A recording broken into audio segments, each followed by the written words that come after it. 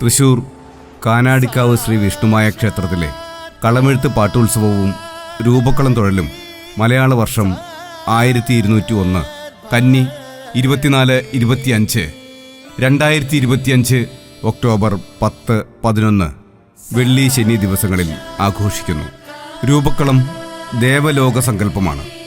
പ്രകൃതിദത്തമായ പഞ്ചവർണ്ണ പൊടികൾ ഉപയോഗിച്ചാണ് രൂപക്കളം വരയ്ക്കുന്നത്.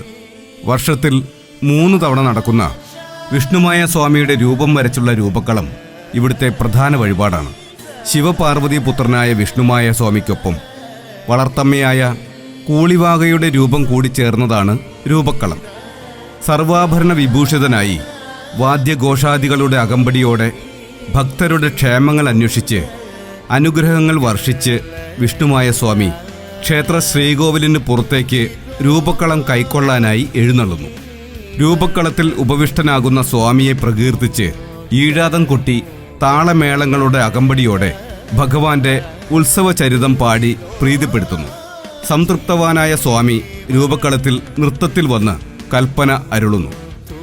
സർവാഭീഷ്ടസിദ്ധിക്കായി ഈ വിശിഷ്ടമായ കർമ്മത്തിൽ പങ്കെടുത്ത് രൂപക്കളം തൊഴുന്നത് ഉത്തമമാണ്.